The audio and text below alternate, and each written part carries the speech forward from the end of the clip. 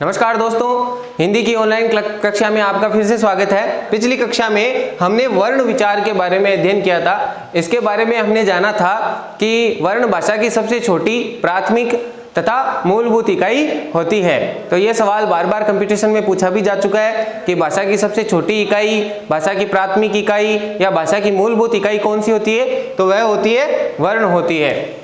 और हमने जाना था कि जो स्वर हैं वो स्वर कौन कौन से हैं, हमने स्वरों का बंटवारा पढ़ा था। आज हम पढ़ेंगे वर्ण विचार में व्यंजन।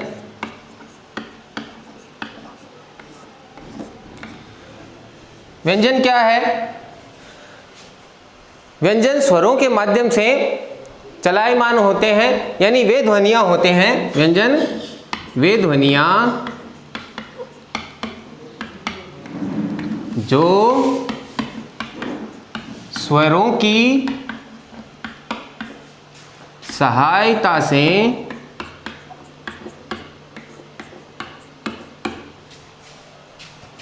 उच्चारित की जाती है। वे ध्वनियां जो स्वरों की सहायता से उच्चारित की जाती है उन्हें क्या कहते हैं? उन्हें व्यंजन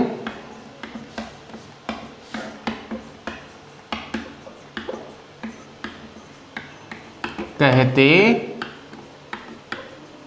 हैं। वे ध्वनियां जो स्वरों की सहायता से उच्चारित की जाती है उन्हें व्यंजन कहते हैं।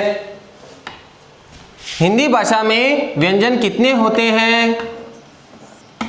हिंदी भाषा में व्यंजन 33 होते हैं। अब कईयों के मन में ये चल रहा होगा कि व्यंजन 33 ही क्यों होते हैं। आपने वर्णमाला में पढ़े होंगे 36, परंतु उनमें से जो नीचे के जो 3 हैं क्ष, त्र और ज्ञ, वो व्यंजनों में नहीं आते, उन्हें हम संयुक्त अक्षरों में गिनते हैं। वो हम आगे अध्ययन करेंगे। अभी हम व्यंजनों का बंटवारा पढ़ते हैं।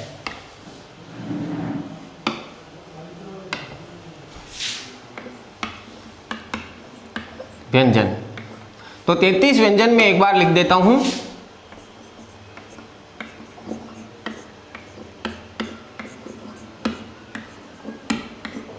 देखिए, व्यंजनों की प्रथम पंक्ति यह है, तो इसको हम उच्चारित करके देखते हैं।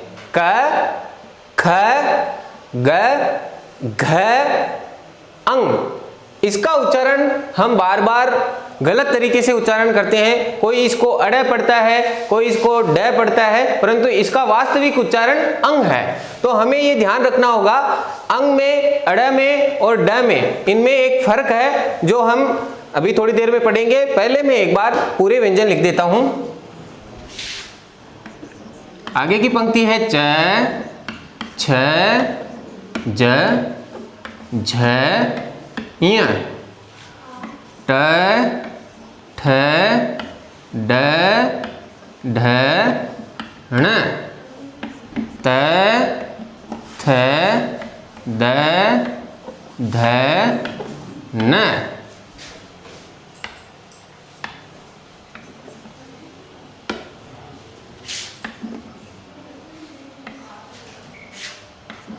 प, फ, ब, भ, म।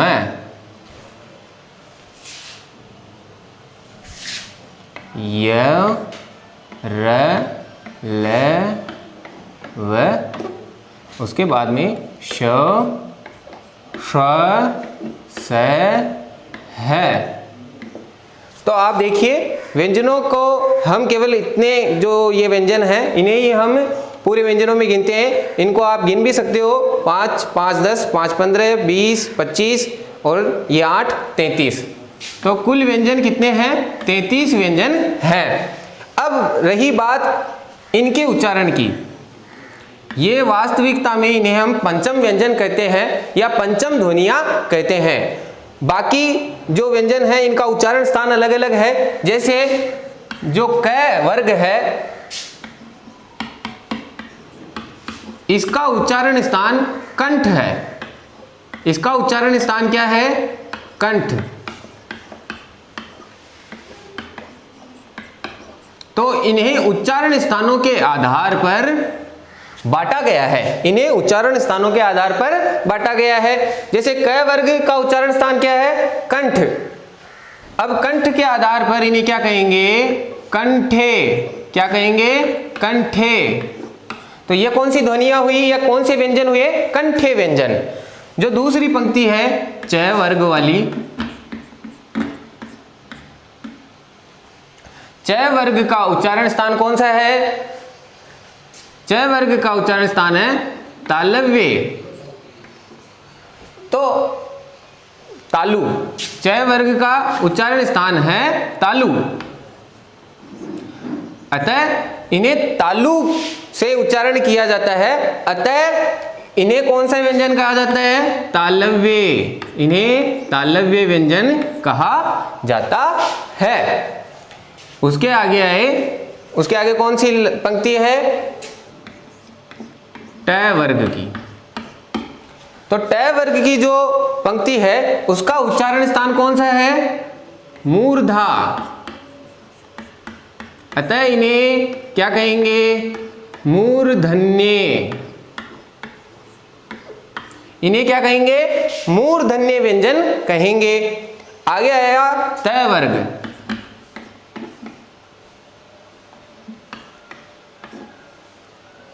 तो त वर्ग जो है इसका जो उच्चारण स्थान है वो कौन सा है? दंत। कौन सा उच्चारण स्थान है? दंत। दंत का मतलब होता है दांत। तो इन्हें क्या कहेंगे? दंते। इन्हें कहेंगे दंते व्यंजन। आगे आया प वर्ग। प वर्ग का उच्चारण स्थान कौन सा है?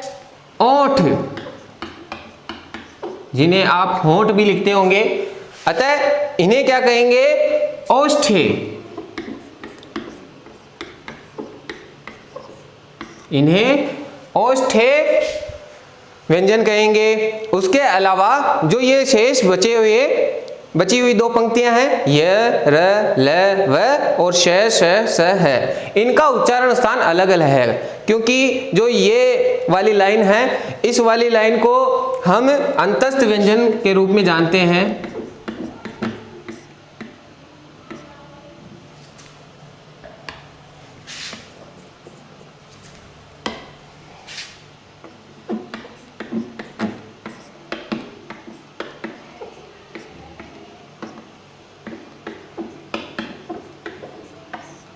इन्हें हम अंतस्थ व्यंजन कहते हैं तथा श, श, स है, इन्हें हम उष्म ध्वनियां होने के कारण उष्म व्यंजन के नाम से जानते हैं। इन सभी का कारण है क्यों इनको उष्म व्यंजन कहते हैं, क्योंकि इनके उच्चारण के समय जो मुख विवर है अपना या हमारा जो मुंह है उसमें से जो श्वास निकलती है वह गर्म श्वास निकलती है या उष्मीय श्वास निकलती है, अतः इन्हें उष्म व्यंजन या उष्मीय व्यंजन कहते हैं। यह र, ल, व, ये इनका जो उच्चारण स्थान है वह हमारा कंठ है, और इसका भी कारण है क्योंकि ये वास्तविकता में इनका जो उद्भव हुआ है वो स्वरों के माध्यम से हुआ है, अतः इन्हें अंतस्थ व्यंजन कहा जाता है। ये जो प वर्ग है इसका उच्चारण स्थान ओठ है, त का दंत यानी दांत, ट का मूर्धा, च का तालु और क का कंठ। अब मैं इसको आपको एक चित्र के माध्यम से बताता हूं कि वाकई में ये जो ध्वनियां है ये हमारे मुख विवर में कहां कहां होती है। तो मैं इधर एक चित्र बना देता हूं।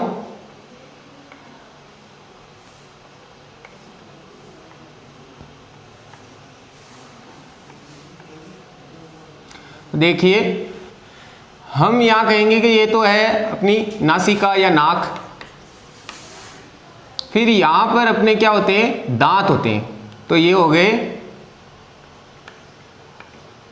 दांत या दंत, ठीक है। उसके आगे अपने हो गए यहाँ पर होंठ, तो इन्हें कहेंगे ओठ, ओठ या होंठ भी कहते हैं, होंठ भी आप इसे लिख सकते हो, ठीक है। उसके बाद में जो ये जो दांत होते हैं, इन दांतों के जस्ट पीछे एक ऐसा उभरा हुआ स्थान होता है, फिर उसके बाद में खड्डा होता है, फिर उसके बाद में यहाँ पे अपना काकल्य होता है। तो ये देखने की बात है कि जो दांतों के जस्ट पीछे वाला भाग है उसे हम तालु कहते हैं, उसे हम तालु कहते हैं। और उसके पीछे जो अंदर खड्डा है इसे हम मूर्धा कहते हैं, इसे हम मूर्धा कहते हैं। तो ट की ध्वनि वो मूर्धा से निकलती है, तालु से हमारे च की ध्वनि निकलती है, होंठ से अपने प की ध्वनि, दंत से अपने त की ध्वनि, और ये जो काकल्य है यहाँ से अपने, इसे हम कंठ या काकल्य, तो वहां से अपने क की ध्वनि निकलती है। इस प्रकार देखिए ये अपना मुख विवर है, इस प्रकार है। नाक से या नासिका से ये उच्चारण ध्वनियां होती है, ये पंचम व्यंजनों की, इन्हें हम पांचों को पंचम ध्वनियां, पंचम ध्वनियां अथवा पंचम व्यंजन भी कहते हैं। तो ये ध्यान देने की चीज है। आपको ये जो पूरा चार्ट है इसको आपको अपनी नोटबुक में उतार लेना चाहिए, इसके नोट्स आपको बना लेने चाहिए। अब मैं जो आपको ये क वर्ग का अंतिम जो व्यंजन है इसके बारे में थोड़ा सा बता देता हूं। देखिए हम सामान्यतः एक गलती करते हैं,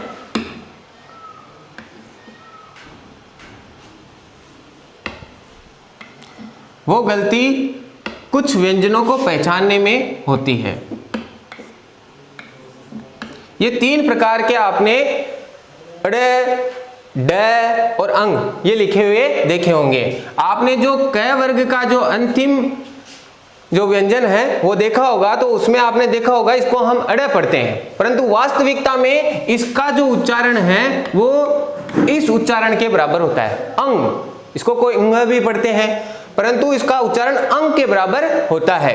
और इसे हम जो नीचे बिंदी है, देखिए इसकी बिंदी में फर्क है। इसका जो ये नुक्ता है इसको हम नुक्ता कहते हैं। जब भी ये जो हमारी लाइन होती है ऊपर वाली, इसके नीचे जब भी हम बिंदी लगाते हैं तो उसे हम क्या कहेंगे, नुक्ता कहेंगे। और अगर यह इस हमारी रेखा के ऊपर चला जाता है तो उसे हम क्या कहेंगे, अनुस्वार कहेंगे। तो ये नुक्ता अगर साइड में लगा हुआ है ड के, तो इसे हम अंग के द्वारा उच्चारित करेंगे, इसे हम अड़ उच्चारित करेंगे। और ये हमारा ट की जो लाइन है उसमें आता है ड। तो ये इनका उच्चारण अलग अलग है, किसी को कंफ्यूज होने की जरूरत नहीं है।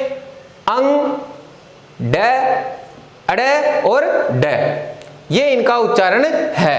तो दूसरी बात रही कि फिर ये और ये बिंदी, ये दोनों हमारी वर्णमाला में नहीं आते। इन्हें हम क्या कहते हैं, उत्क्षिप्त। इन्हें हम कहते हैं उत्क्षिप्त ध्वनियां। ये उत्क्षिप्त ध्वनियां हैं या उत्क्षिप्त व्यंजन कहा जाता है। इनका उच्चारण स्थल कौन सा है, कब इनका उच्चारण किया जाता है या ये कब लिखे जाते हैं। इनका जो लिखने का स्थान है वह कभी भी प्रथम स्थान पर ये नहीं लिखे जाते। प्रथम स्थान पर जब लिखा जाएगा तो ये लिखा जाएगा, जैसे आपने लिखा हुआ देखा होगा डमरू, डलिया, उसके अलावा ढोल, ढपली। तो देखिए जब भी ड और ढ प्रथम स्थान पे आया तो इसमें कहीं पर भी नीचे नुक्ता नहीं लगा, तो यानी इनका उच्चारण सीधा सा रहा ड और ढ। परंतु जैसे ही ये दूसरे स्थान पर चला जाता है, जैसे सड़क, तो ये कहां पर चला गया, दूसरे स्थान पर चला गया। तो ये किस ध्वनियों में आ गया, उत्क्षिप्त ध्वनियों में आ गया। फिर आगे देखिए, इसी में देखिए इस अड़खा, देखिए कोढ़, तो देखिए इसका उच्चारण ही अलग है, अढ़, अड़, ये दोनों का अलग अलग उच्चारण है। तो इसमें फर्क है उत्क्षिप्त ध्वनियों में और ड में। और इसका आपने, अगर आप वर्तमान में तो इसका प्रचलन वैसे कम हो गया है क्योंकि इसको अनुस्वार के रूप में लिखने लग गए हैं, परंतु आपने पहले कहीं लिखा हुआ देखा होगा, दिनांक को इस प्रकार लिखा हुआ आपने कहीं देखा होगा, या फिर अंक को इस प्रकार लिखा हुआ देखा होगा। तो ये इसका सीधा सा यहाँ से स्पष्टीकरण मिल जाता है कि इसका उच्चारण स्थान क्या हुआ, अंग। देखिए दिनांक, अगर इसको हम अड़ पढ़ते तो इसको यूं पढ़ना था दिनाड़क, तो इसका मतलब इसका उच्चारण क्या हुआ, दिनांक, और इसका देखिए अंक। अब इसको हम इस प्रकार भी लिख सकते हैं, और अंक को इस प्रकार। तो ये इसका उच्चारण स्थान है। उसके अलावा कोई कोई लोग इस दिनांक को देखिए